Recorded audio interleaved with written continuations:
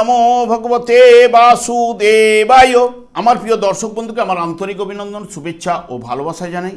আমি আশা করি অনাদির আদি গোবিন্দের অশেষ করুণায় আপনারা সকলেই কুশল আছেন। আজ আপনাদের কাছে যে বিষয়টি নিয়ে আলোচনা করতে চলেছি, মীন রাশির জাতক জাতিকাদের ক্ষেত্রে যারা উত্তর ভাদ্রপদ নক্ষত্রে জন্মগ্রহণ করেছেন, এই উত্তর ভাদ্রপদ নক্ষত্রের জাতক জাতিকারা এই বাংলার 1433 সালে কেমন ফল পেতে চলেছেন তা আমি আচার্য কমল শাস্ত্রী আপনাদের কাছে এই ভিডিওতে বিস্তারিতভাবে আলোচনা করব।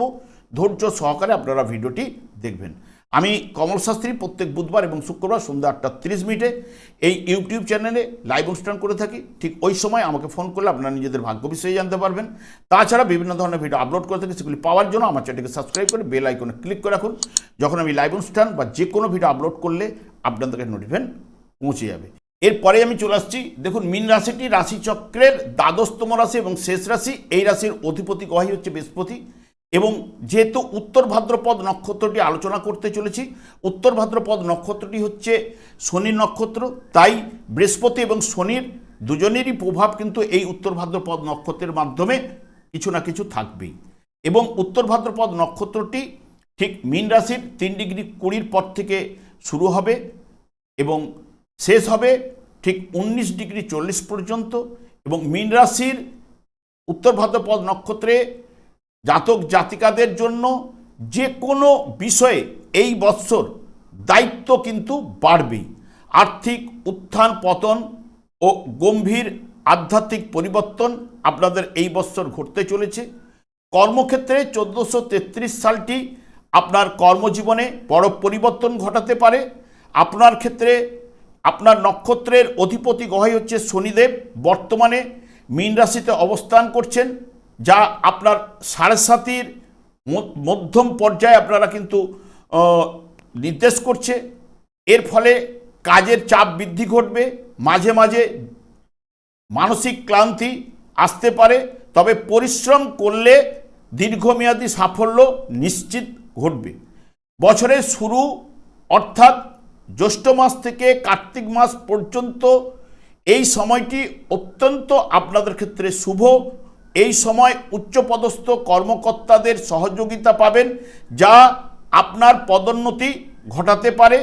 আপনি যদি নতুন চাকরির সন্ধান করছেন, তবে ভাদ্র মাসের পর ভালো সুযোগ উঠে আসার সম্ভাবনা। তবে তাড়াহুড়ো করা কিন্তু একদমই চলবে না, সেটা কিন্তু আপনাদের মনে রাখতে হবে। এই নক্ষত্রের অধিপতি গ্রহ যেহেতু শনিদেব, আপনাকে ধৈর্য ও একাগ্রতা দেবে, যা সাফল্যের চাবিকাঠি কিন্তু আপনার হবে।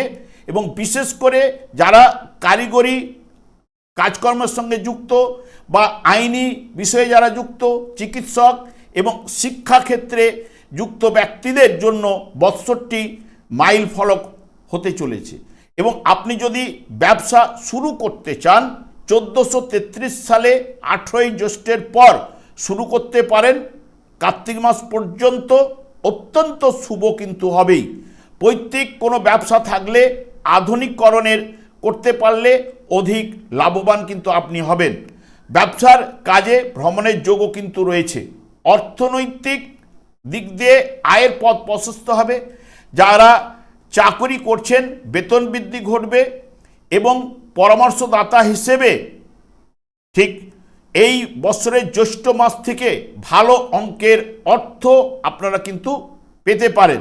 এবং শেয়ারে বুদ্ধি খাটিয়ে এবং বিনিয়োগ করলে লাভের সম্ভাবনা কিন্তু ভালো রয়েছে। তবে হুজুকে পড়ে একদম কোনো বিনিয়োগের ক্ষেত্রে ঝুঁকি না নেওয়াই কিন্তু আপনাদের ক্ষেত্রে ভালো হবে। বর্তমানে দেখুন, দীর্ঘদিনের যে আটকে থাকা অর্থ ফেরত কিন্তু আপনারা অতি অবশ্যই পাবেন।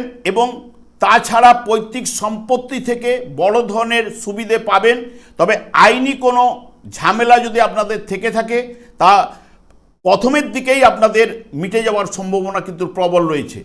শিক্ষাক্ষেত্রে আপনাদের ভালো ফল কিন্তু উঠে আসবে। বিশেষ করে যারা উচ্চশিক্ষা বা গবেষণামূলক জায়গায় যারা রয়েছেন বা চাকুরি যারা করবার জন্য যারা প্রস্তুতি নিচ্ছেন পরীক্ষা দেওয়ার জন্য, তাদের ক্ষেত্রে কিন্তু চমৎকার ফল কিন্তু উঠে আসবে। এবং বিদেশে পড়াশোনার যাদের মধ্যে পরিকল্পনা রয়েছে, তাদেরও কিন্তু সাফল্য নিয়ে আসবে। তবে প্রেমে পরিপক্কতা আপনাদের আসবে। এই নক্ষত্রের প্রভাবে একে অপরের প্রতি দায়বদ্ধতা কিন্তু অনুভব করবেন। যারা দীর্ঘদিন প্রেমের সম্পর্কে আছেন তারা বা অন্যদের জন্য জ্যৈষ্ঠ মাস থেকেই বিবাহের পিঁড়িতে বসতে পারেন এবং বিবাহের যোগও কিন্তু কার্তিক মাসের ভেতরে করতে পারলে আপনাদের ক্ষেত্রে ভালো।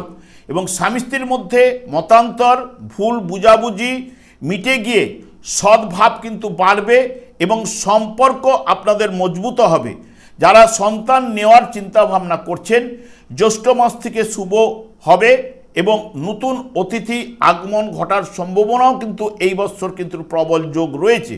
তবে শনির সাড়ে জন্য দাম্পত্য জীবনে কিছু না কিছু মতান্তর, ভুল বুঝাবুঝি ঘটবে, তবে বড় আকার ধারণ করবে না। মোটামুটি পরিবার কিন্তু সুখ শান্তি বিরাজ করবে।